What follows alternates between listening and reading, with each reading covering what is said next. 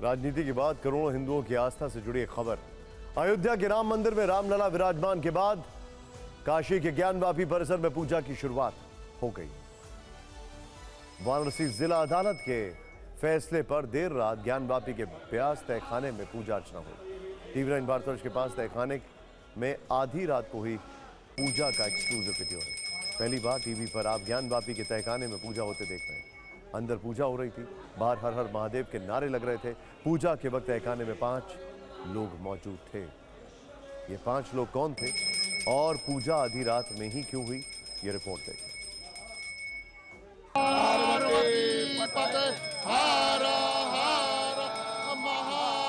31 साल बाद ज्ञानवापी के व्यास जी तहखाने को खोलकर आधी रात करीब 2 बजे पूजा पाठ किया गया।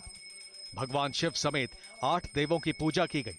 पूजा के दौरान तहखाने में बनारस कमिश्नर, सीओ विश्वनाथ मंदिर, एडीएम प्रोटोकॉल, गणेश्वर शास्त्री द्रविड़ और पंडित ओम प्रकाश मिश्रा मौजूद थे। द्रविड़ जी के निर्देश पर विधि विधान से विश्वनाथ मंदिर के पुजारी ओम प्रकाश मिश्रा जी ने पूजा संपन्न कराई। ओम प्रकाश मिश्रा गर्भगृह के पुजारी हैं और मंगला आरती में मुख्य अर्चक की भूमिका निभाते हैं। पूजा के बाद कुछ लोगों को चरणामृत और प्रसाद दिया गया। मील का पत्थर है, एक तरह से ये माना जाए तो ये मान लीजिए कि आज जो है खास तौर से शिलान्यास एक तरह से हुआ है, प्रथम शिलान्यास हुआ। बाबा का उद्धार अभी बाकी है। अभी मतलब हम लोग को ज्ञानवापी मंदिर अभी लेना है। अभी हमारा पूर्ण प्रतिज्ञा नहीं हुई है। पूजा के विधि विधान की शुरुआत रात करीब 12 बजे पंचगव्य से तहखाना शुद्ध करने के साथ हुआ। फिर षोडशोपचार पूजन हुआ। पंचगव्य और गंगा जल से सभी मूर्तियों को स्नान कराया गया।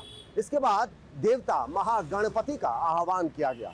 फिर सभी विग्रहों को अक्षत, धूप, दीप, चंदन, पुष्प और नैवेद्य चढ़ाया गया। फिर आरती की गई।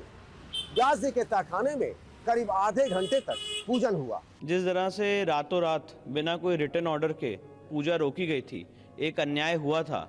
आज उस अन्याय को एक न्याय के माध्यम से, कोर्ट के माध्यम से उनके ऑर्डर की कंप्लायंस करने का काम किया गया। व्यास तहखाने में विष्णु भगवान की एक प्रतिमा, गणेश भगवान की एक प्रतिमा, हनुमान जी की 2 प्रतिमाएं, जोशी मठ की 2 प्रतिमाएं, एक राम नाम लिखा हुआ पत्थर, एक मकर अखंड ज्योति रखवाई गई, जिनकी देर रात व्यास परिवार की ओर से पूजा की गई थी। आधी रात को पूजा कराने के पीछे खास मकसद था। सबको पता था कि मुस्लिम पक्ष इसे चुनौती देगा। अगर कोर्ट मुस्लिम पक्ष की अर्जी पर यथास्थिति बहाल करने का आदेश देता है, तब भी यथास्थिति के मुताबिक तहखाने में पूजा होती रहेगी। गणेश्वर शास्त्री द्रविड़ जिनके निर्देश पर तहखाने में पूजा हुई, अब तहखाने में सभी देवताओं की दैनिक आरती होगी। आज शाम 4 बजे तहखाने में आरती हुई। श्रद्धालुओं को भी दूर से दर्शन का मौका मिला। किसी को भी अंदर जाकर पूजा करने की इजाजत नहीं है। हमारे सहयोगी पंकज झा ने आरती से जुड़ी जानकारी हमारे साथ साझा की है। इसके मुताबिक सुबह 3:30 बजे मंगला आरती होगी, दोपहर 12 बजे भोग आरती, शाम 4 बजे अपराह्न कालीन आरती, शाम 7 बजे संध्या आरती और फिर रात 10:30 बजे शयन आरती कराई जाएगी। बुधवार को प्रशासन ने कोर्ट का फैसला आते ही पूजा कराने की तैयारियां शुरू कर दी थी। डीएम एस राजलिंगम और पुलिस कमिश्नर समेत बड़े अधिकारी रात भर मौके पर डटे रहे। अब आपको बताते हैं कि ज्ञानवापी परिसर में तहखाना कहां पर है, तहखाने में पूजा पर रोक किसने लगवाई थी।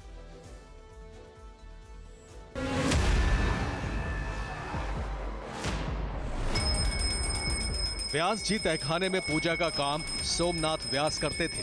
दिसंबर 1993 में तत्कालीन मुलायम सरकार के मौखिक आदेश पर पूजा पाठ पर रोक लगा दी गई। तहखाने को सील कर दिया गया। बाद में बैरिकेडिंग कर दी गई। 31 साल बाद हिंदुओं को पूजा का अधिकार मिला है। तहखाना फिर से खुला है। व्यास तहखाना भगवान नंदी के ठीक सामने है। नंदी काशी विश्वनाथ मंदिर परिसर में विराजमान है। ये ज्ञानवापी के दक्षिण की ओर इमारत में मौजूद है। एएसआई की टीम ने व्यास तहखाने का सर्वे किया है। यहाँ पे देवी देवताओं की मूर्तियां भी मिली हैं। इसके साथ साथ तहखाने के अंदर मंदिर के होने के साक्ष्य मिले हैं। पूजा की शुरुआत होने पर व्यास परिवार के सदस्यों ने खुशी जताई है। हम लोगों को आज जो है बहुत खुशी हो रही है कि हमको जो वो स्वयं भूलिंग का मंदिर है आदि विशेश्वर का, ये सब जो बोलते हैं वो ना मिथ्या है, झूठ बोलते हैं। जब मंदिर है तो मूर्तियां तो रहेंगी ही। तहखाने में पूजा की शुरुआत होने पर यूपी के डिप्टी सीएम ब्रजेश पाठक का बयान सामने आया है। उन्होंने कहा है कि सब प्रभु की इच्छा है। सब प्रभु की इच्छा है। हर हर महादेव। सब प्रभु की माया है। तहखाने में पूजा का हक मिल चुका है। सवाल है कि वजू खाना का क्या होगा। हिंदू पक्ष सील एरिया में मौजूद वजू खाना के एएसआई सर्वे की मांग कर रहा है। अपील पर शीर्ष अदालत में सुनवाई होनी है। वजू खाना उस जगह मौजूद है जिसे सुप्रीम कोर्ट ने मई 2022 से सील कर रखा है। हिंदू पक्ष को उम्मीद है कि एएसआई सर्वे में मंदिर से जुड़े कई तथ्य सामने आने के बाद वजू खाने के सर्वे की अनुमति मिल सकती है।